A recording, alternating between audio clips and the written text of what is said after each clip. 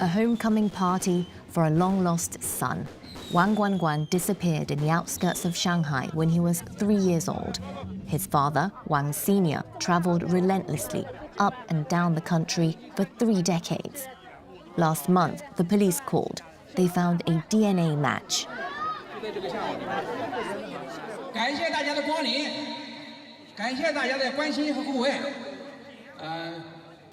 罐罐，我儿子找回来了，我儿子回来了。欢迎王罐罐回家。好的，欢迎。我心动，我爱爸爸妈妈，有掌声鼓励。 Guanguan was adopted by a Chinese couple and had no idea his biological parents were looking for him. This is not an isolated case. These parents are all searching for a lost child. Today, they're the special guests at this banquet.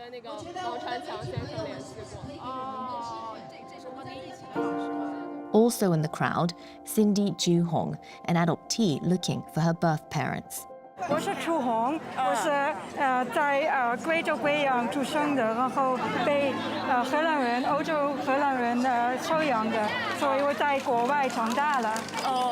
我见到你真的很感动，因为你是女儿，我是找女儿的，本来我们找女儿的真的很渺茫。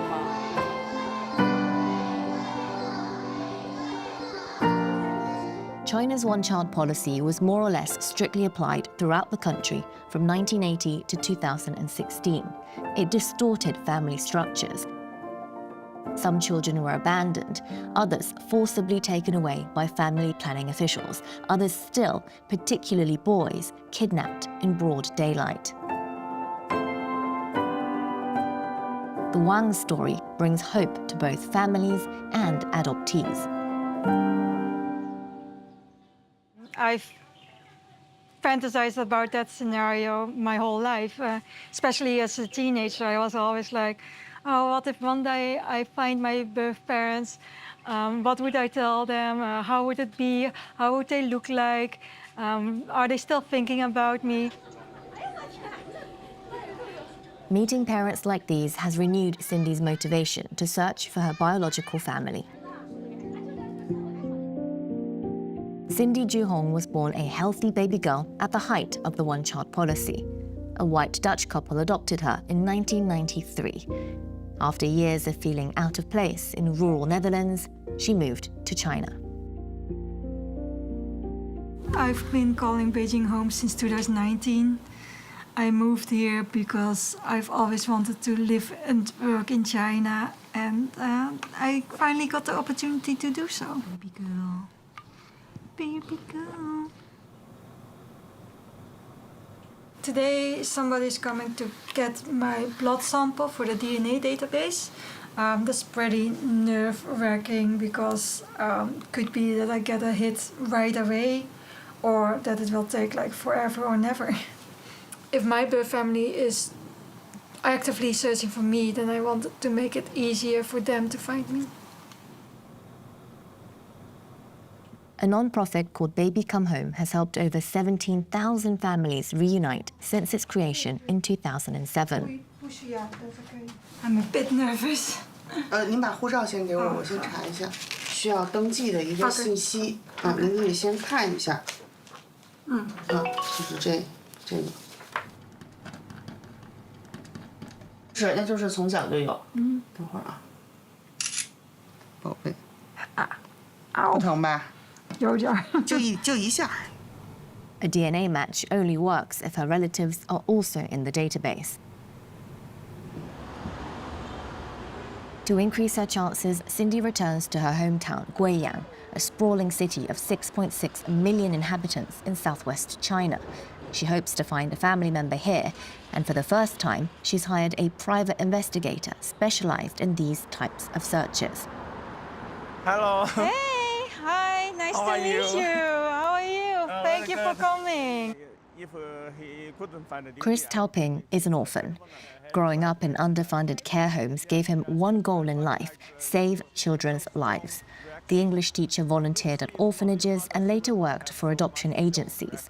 It wasn't until after his retirement that he discovered the extent of trafficking and forced relinquishments when couples unwillingly gave up their parental rights.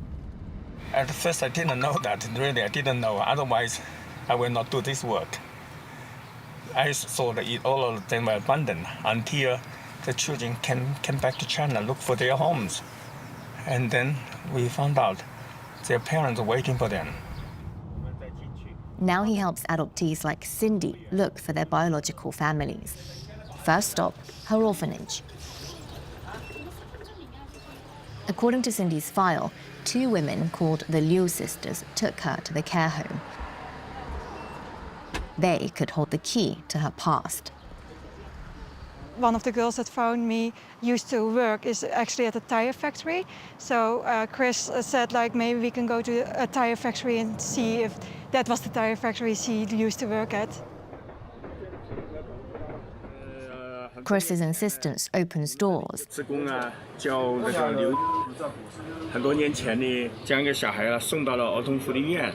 And access to the tire factory's HR files. 要是那样的话，可以去让你看一下是不是这个人。我刚看到短信，这里只有一个刘。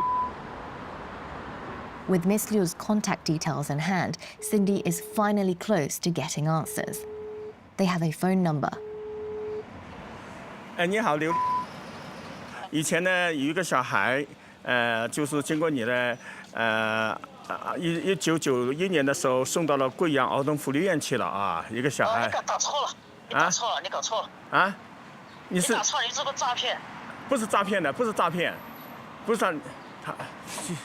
She said it's wrong. She said our cheating is wrong. So we go to the press and then we go to the police department. Yes.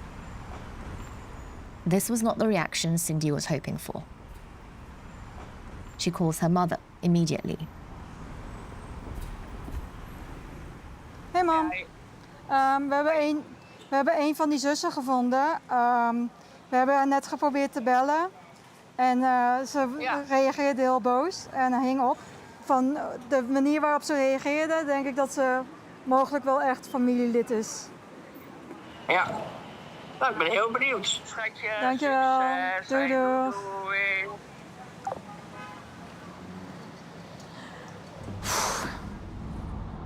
The 2 head towards Miss Liu's last known address, an hour's drive from the city centre.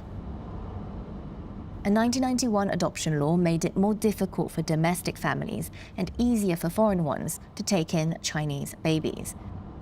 Since then, and until the COVID pandemic in 2019, over 150,000 children were adopted abroad, often from quiet towns and villages like this one. Cindy and Chris arrive at their destination, but the address is vague. 我那地多了嘛，我去过家，相片你认不到嘛？那个好多年前的照片，那个好多年前了。认得吧？认不得？都是说了。 The next day, the police help locate the Miss Liu in question, who denies ever dropping off a child at an orphanage. Is this a dead end or a lie? For Cindy, there are more questions than answers.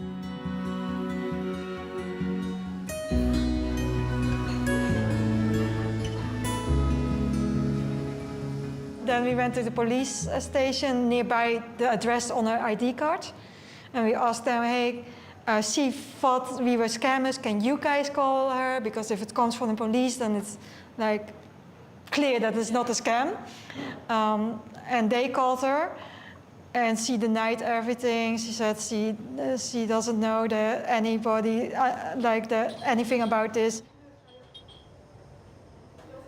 In their 20s and 30s, many foreign adoptees are traveling back to China to learn the language and discover their heritage. Lucia grew up on Jersey Island, Sawyer in Chicago. The other 2 present here wish to remain anonymous. I think for me, I feel my heart beating really fast when you're telling the story. It's really intense. I think for me personally, I'm not quite there to search. I admire you, and I think I'll get there eventually. But personally, I'm like, wow, this is a lot emotionally. It sounds like an emotional roller coaster, which, but yeah, I think you're very brave for doing this and like willing to turn that page. Yeah, it's really difficult because everyone, when I say, oh, I'm adopted, everyone says, oh, do you ever want to find your real parents or your biological parents or your actual parents? It's like, real? What do you define as a real parent? I think that's hard because some people say, oh, it's the people that gave birth to you, so that you're blood related to. But then again, if you don't know them, they're just complete strangers. To meet you and to hear from you. Kambe. Cindy's search continues. She's aware, though, that reconnecting with a birth family isn't the end of the story. It's often the start of another, complicated one. 3 months ago, Amber found her biological parents, their story typical of the times. The Lees were allowed 2 children as they lived in rural China. When they had a third, authorities ransacked their home as they couldn't make the $1,000 fine. Their fourth was put up for adoption, so was Amber, their fifth. All were girls. 是我送的，因为好大的雨，那个时候我记得很清楚。那当时年代、时代的问题，没办法的情况下才把他扔溜了。要是现在的像现在，你就打死我，把我的头颅砍下来，我也不会送他们走，知道吧？毕竟是自己心上掉下的肉。 They feel guilty that they could not raise me. They feel sorry that they could not give me the love and the attention I needed. But just be happy for me, the life I got because of you, and be happy that we were able to reconnect. But don't try to make up for lost time because you cannot. Yeah. The one-child policy changed the destiny of tens of millions of Chinese people and upended the lives of many more. Though it was scrapped 10 years ago, Cindy and all the others affected by it continue to live through its complex consequences today.